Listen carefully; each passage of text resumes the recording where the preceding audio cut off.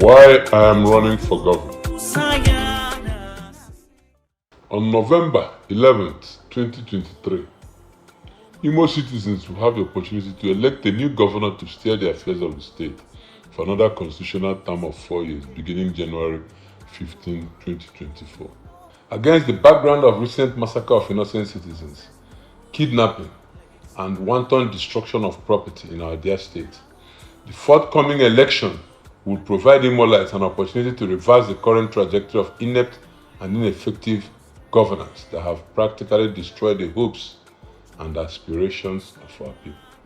As widely acknowledged, the basic indices for measuring human development have largely been in retrogression.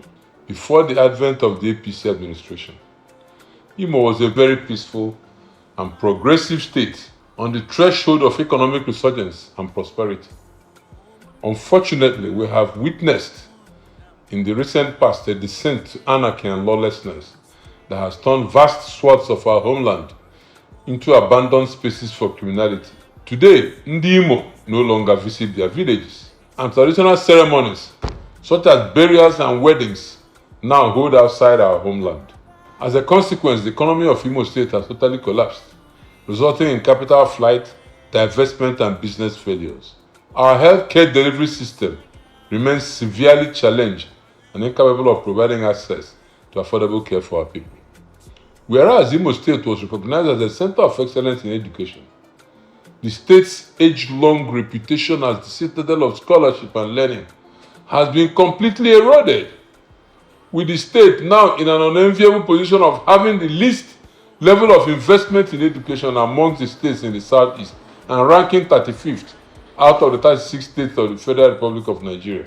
This represents the worst performance in the history of the state and that of the entire southeast. Across the three senatorial zones are decrepit rural and urban roads that symbolize the infrastructure deficit that the state has faced under the APC government. Youth unemployment has assumed a worrisome and unprecedented dimension, with joblessness fueling a recourse to crime and drug addiction by vulnerable young people. And in virtually all conceivable sectors, hospitality, tourism, food and energy, security, industrialization, etc., the state has largely underperformed despite its endowments and potentials. Tackling the development challenges arising from this parallel state of affairs requires a new type of leadership attuned to the realities of the people's existence and capable of galvanizing them in a new direction. The leadership that the people yearn for must be capable of restoring trust in government and building a consensus on the way forward. I dare say that confronting the myriad of challenges we now face require honest, bold, and courageous leadership committed to the people's welfare and overriding interest. I have painstakingly reflected on the current challenges facing our dear state and equally sought an understanding of what needs to be done to reverse the trajectory of inept leadership and governance that has befallen us as a people. The office of governor is one that comes with a lot of responsibilities. Principally, it is a role that seeks to pull the people together in the direction that will enable the collective pursuit of their welfare. The position requires a consensus builder with an understanding of what needs to be done to provide effective governance in all spheres of the people's life.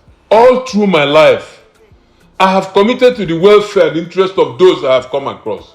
In addition, over the last 15 years, I have been in the vanguard of Akururo philosophy, and to which end I have committed my personal resources to the industrialization of Imo State. My commitment to the common good has never been in doubt. And it is my utmost belief that given the opportunity and privilege to serve here as governor, I will be completely dedicated to the development of our dear state by creating sustainable pathways and enabling environment for the return of normalcy to the security situation in Imo State, thus paving the way for increased investment in Igbo land. This is what I intend to offer.